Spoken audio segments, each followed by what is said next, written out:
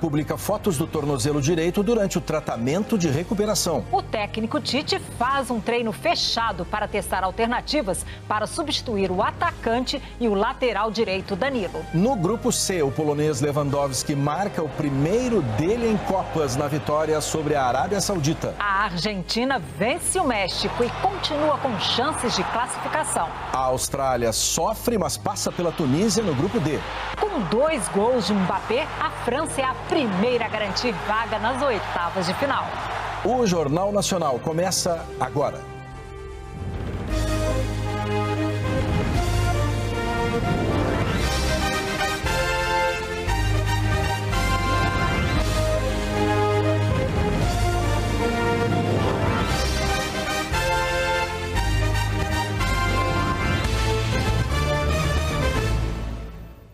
Morreu hoje a 4ª vítima do ataque a 2 escolas no Espírito Santo. Flávia Amos Merson Leonardo, de 38 anos, era professora de Sociologia na Escola Estadual Primo Beach. A morte foi confirmada no fim da tarde.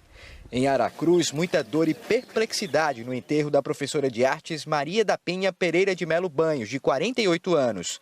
Ela deixa 3 filhos e um marido. A prioridade agora é cuidar das crianças, né? Cuidar das crianças. E tudo que agora eu tenho, o foco é eles. O foco é eles, é ver, trabalhar, estudar como é que eles vão se comportar, né? Selena Sagrilo, de 12 anos, foi enterrada em Ibiraçu, também no norte do estado. Eram os últimos dias da menina em Aracruz. A família estava de mudança para a Bahia. A minha filha, ela sempre foi luz e amor, né? E hoje eu perdi minha filha para o ódio. Eu espero que o Brasil melhore, que as coisas melhorem, que as pessoas se unam, que o mundo entenda que o amor é importante acima de tudo. Já chega de tanto ódio gratuito. Minha filha não fez nada. E quantas outras mães estão na mesma situação que eu? Quantas outras vítimas em escolas a gente vai ter? A gente precisa de amor agora e de paz. É isso. O corpo da professora de matemática Cibele Passos Bezerra Lara foi cremado no município da Serra. As cinzas serão levadas para Pernambuco, estado onde ela nasceu. Em frente às escolas, flores e velas, homenagem às vítimas do ataque covarde e monstruoso. O jogador Richarlison da seleção brasileira, que é capixaba, usou as redes sociais para se solidarizar com as famílias das vítimas. Em depoimento, o assassino disse que planejou o ataque há 2 anos e que agiu sozinho. Disse também que manuseava as armas do pai, um policial militar, escondido, sem ninguém saber. E alegou ainda que não sabia o significado do símbolo nazista que usou durante a ação. Mesmo assim, a polícia investiga a ligação dele com grupos neonazistas. O adolescente foi levado para uma unidade socioeducativa na região metropolitana de Vitória.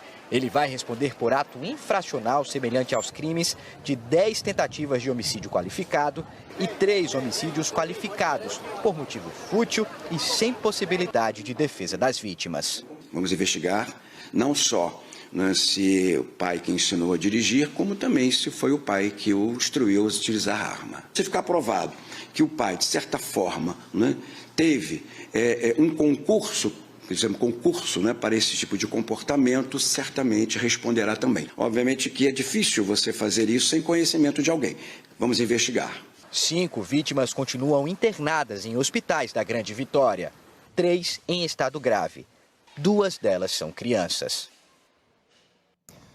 Na Ucrânia, mais de 6 milhões de casas ainda estão sem luz. Em meio à crise de energia provocada pelos ataques russos, o presidente Volodymyr Zelensky recebeu líderes europeus como os primeiros ministros da Polônia e da Bélgica. Eles discutiram as exportações de grãos e uma possível nova onda de migração de ucranianos para a Europa durante o inverno. Morreu aos 63 anos a cantora e atriz americana Irene Cara. Ela ficou mundialmente conhecida por interpretar a música tema e atuar no filme Fama, em 1980. Pouco depois, Irene Cara ganhou o Oscar de melhor canção pelo sucesso Flashdance, What a Feeling, do filme Flashdance em ritmo de embalo, de 1983. Filha de um porto-riquenho e uma cubano-americana, Cara nasceu em Nova York e atuou em vários musicais da Broadway. O empresário declarou que Irene Cara morreu em casa, na Flórida, mas não informou a causa. Chuvas torrenciais provocaram deslizamentos e enchentes na ilha italiana de Ischia. Prédios e casas foram destruídos. Uma mulher morreu e muitos moradores estão desaparecidos. Dezenas de pessoas estão desabrigadas. Hora de saber como vai ficar a previsão do tempo neste domingo. Vamos conversar agora com o Tiago Scheuer. Boa noite, Scheuer. Oi, Juliana. Boa noite para você, para o Fachel e para você que acompanha a gente. Amanhã a chuva continua forte em quase todo o Brasil, mas no sul e no nordeste o risco de temporais e de muita chuva é mais alto. As áreas onde chove mais ficam entre o norte de Santa Catarina e litoral sul de São Paulo e também em todo o estado da Bahia. Nessas cidades aqui, os volumes de chuva vão ser bem altos. É o caso de Floripa, Curitiba, Salvador, Araguaína no Tocantins e Peruíbe em São Paulo. Inclusive tem alerta de ressaca, valendo até segunda-feira entre o litoral paulista e também Florianópolis. Amanhã pode chover forte também no norte do Rio, norte de Minas, no Espírito Santo e também, onde você vê aqui no verde mais claro, o caso do centro-oeste e do norte do Brasil, tem chuva forte, só que ela é isolada e à tarde. É o caso de Boa Vista, Brasília e também de Vitória e BH, onde já choveu muito hoje. Já em São Paulo e no Rio, o domingo já pode começar com chuva e ela pode cair forte também em alguns pontos à tarde nas duas cidades. Mas nem só de chuva vai ser o domingo. Em toda essa faixa aqui, do Acre até Mato Grosso do Sul e oeste também aqui do Rio Grande do Sul, a umidade do ar cai bastante ao longo do dia. Rio Branco, Campo Grande e a gaúcha uruguaiana vão ter uma tarde bem seca. Agora, voltando a falar da chuva, ao longo da semana que vem, chove forte com altos volumes em boa parte do país. Palmas e Floripa vão ter grandes acumulados, pelo menos até quinta-feira. Atenção e bom domingo para todo mundo, para vocês também, Juliana e Fachão. Obrigada, Scheuer. Obrigado, boa noite, Thiago. E vamos agora aos números da Covid atualizados pelo consórcio de veículos de imprensa. O Brasil registrou mais de 689 mil mortes desde o início da pandemia. O total de casos supera os 35 milhões e 200 mil. A média de mortes está em alta, com 76%, 79 óbitos por dia.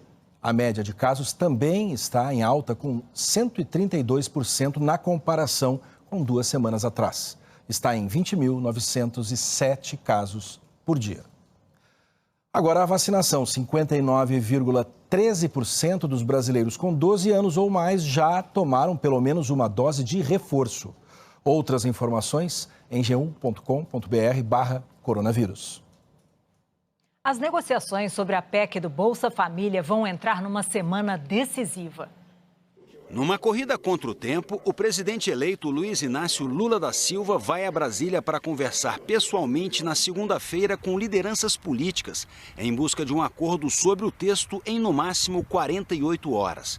Lula quer acabar com as resistências, principalmente no Senado, contra a proposta de manter por 4 anos o Bolsa Família fora do teto de gastos.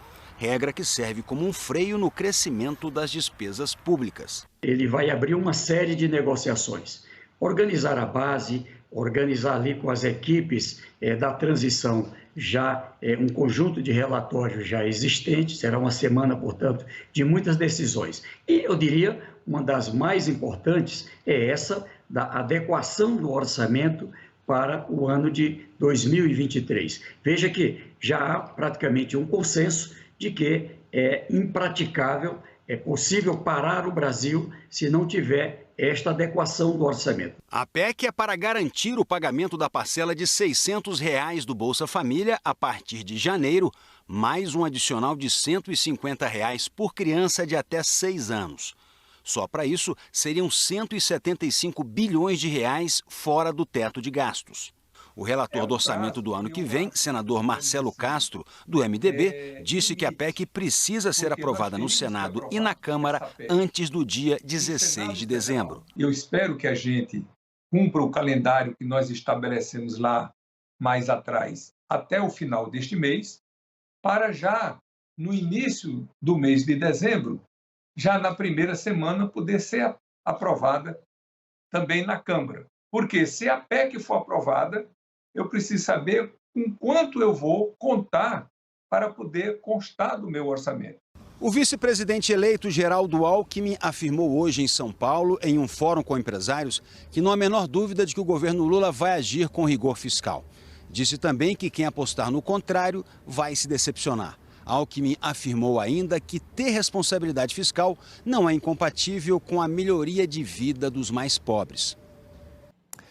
E por unanimidade, o Supremo Tribunal Federal arquivou denúncia da Lava Jato contra o deputado Aécio Neves, do PSDB. Em 2020, a Procuradoria-Geral da República denunciou Aécio Neves com base em delações premiadas por lavagem de dinheiro e receber propina de empreiteiros envolvidos em obras de usinas hidrelétricas em Rondônia. Na época, o pacote anticrime aprovado pelo Congresso já proibia que uma acusação fosse recebida pela Justiça apenas com base em delações premiadas. Em agosto deste ano, a própria PGR recuou e defendeu o arquivamento. Reconheceu que a denúncia foi baseada somente em delação. No voto do julgamento no Supremo, o relator, ministro Edson Fachin, afirmou que não é crível, considerada a temeridade do ato, que o órgão acusatório, PGR, tenha imputado graves fatos delituosos a agente público detentor de foro por prerrogativa de função perante o Supremo Tribunal Federal, com base apenas e tão somente em declarações prestadas por colaboradores da Justiça, em ofensa direta a dispositivo de lei em vigor. Todos os outros 10 ministros aqui do Supremo Tribunal Federal seguiram o voto do relator e concordaram que a PGR não avançou na produção de provas que justifiquem transformar o deputado em réu pelos supostos crimes. A defesa de Aécio Neves afirmou que, apesar da sua inocência mais uma vez comprovada, o deputado foi vítima durante 5 anos de ataques e acusações baseados em afirmações mentirosas, agora desmascaradas. E que, apesar da importante decisão da Justiça que repõe a verdade, é irrecuperável o dano causado à reputação de pessoas públicas quando se dá ares de veracidade a depoimentos de delatores sem qualquer comprovação que mentem na busca da absolvição de seus próprios crimes. O escritor e cientista social Jorge Caldeira tomou posse na Academia Brasileira de Letras. Uma foto oficial para celebrar uma noite especial. No tradicional ritual de posse, o escritor, editor e cientista social Jorge Caldeira foi recebido por Celso Laffer. Ele tem um olhar próprio para aquilo que é a formação do Brasil e os desafios do Brasil. As boas-vindas seriam do ex-presidente Fernando Henrique Cardoso, que não pôde comparecer e mandou um vídeo. Jorge Caldeira vai ocupar esta cadeira de número 16 da Academia Brasileira de Letras, que pertencia à escritora Lígia Fagundes Telles. Ele chega à BL como um grande contador de histórias, com relatos inovadores sobre a história do Brasil e com grande preocupação com o meio ambiente. Já deu contribuições muito grandes e continuar dando a esse entendimento do que seja o Brasil e da possibilidade de o Brasil recuperar seu lugar no mundo através da preservação da Amazônia e do trabalho no meio ambiente. O livro Brasil Paraíso Restaurável está entre os 20 escritos por Jorge Caldeira, com destaques também para Mauá, empresário do Império, e o best-seller História da Riqueza no Brasil. 101 brasileiros que fizeram história e história do Brasil com empreendedores trazem personagens que marcaram o país. Ele foi ainda editor das revistas Bravo, Exame e Isto É, do jornal Folha de São Paulo e consultor do projeto Brasil 500 Anos da Globo. Jorge Caldeira falou com orgulho da mais nova missão. Acho que aqui tem um momento novo de encontro entre a escrita brasileira e a cultura brasileira, que é mais ampla que a escrita. Então, esse é outro motivo pelo qual eu fico muito feliz de estar aqui, porque nisso acho que eu posso colaborar. Minha obra foi feita em torno disso. Quando alguém te convida para uma festa cósmica, você vai com alegria. Aqui estou.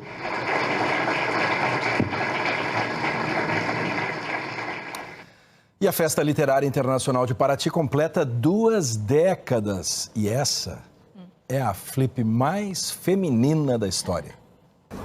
São diferentes olhares, interesses. As ruas de pedra de Paraty refletem a diversidade. Leitores e escritores de vários lugares do país se encontram aqui. Fazer conexões, que eu acho que é o mais importante, né? Mainara é fã de Cidinha da Silva, escritora mineira, que elabora um diálogo entre as tradições afro e o mundo de hoje. É enriquecedor para a gente, né? Você saber o que as pessoas estão sentindo e pensando a partir daquilo que você escreveu, né? A escritora argentina Camila Sosa Villada também chega com histórias do seu próprio universo, o de uma mulher trans. Uma ficção escrita por uma travesti argentina. Ela conta que veio de uma família pobre, de camponeses, enfrentou dificuldades para escrever e precisou de trabalho e sorte para alcançar o sucesso. Aqui na Pequena Paraty são os livros que movem esse vai e vem de pessoas. A Festa Literária Internacional completa 20 anos com uma virada. Em 2003, os escritores homens dominavam. Hoje, a Flip tem quase 3 vezes mais escritoras. E uma delas é a vencedora do Prêmio Nobel de Literatura 2022. A francesa Annie Ernaux arrebatou os jurados da Academia Sueca com uma história real de um aborto clandestino que fez quando jovem na França. Annie, que tem 20 livros publicados, conta que descrever o momento mais cruel que viveu para milhões de leitores foi a única forma de encontrar sentido para todo o sofrimento que passou. O sofrimento também está presente na obra potente de Maria Firmina dos Reis, homenageada da Flip. A primeira romancista brasileira negra abolicionista contou 200 anos atrás os horrores da escravidão. E Maria Firmina dos Reis é uma mulher maranhense, é uma mulher que representa esse Brasil que é plural, pluriversal e precisa ser narrado por várias vozes. Depois de 2 anos da Flip online, os leitores voltaram para lotar os auditórios e celebrar a cultura.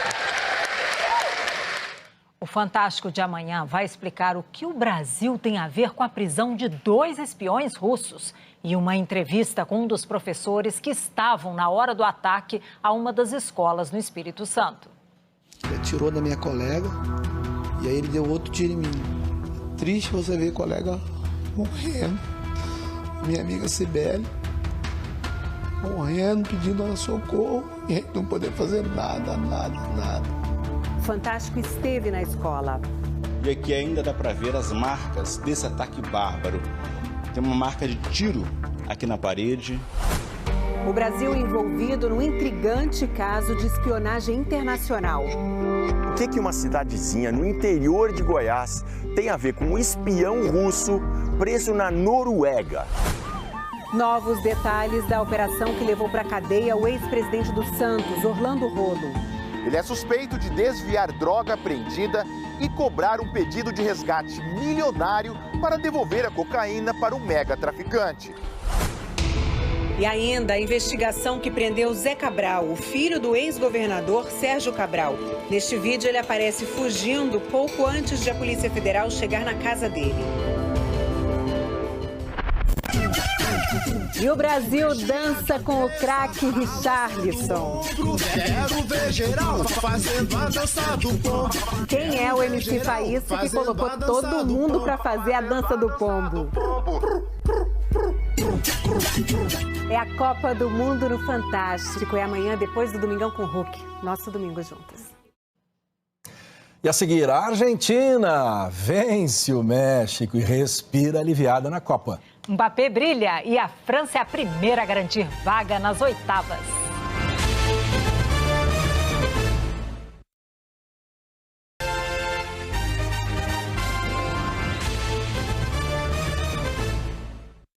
Jogos e bom domingo.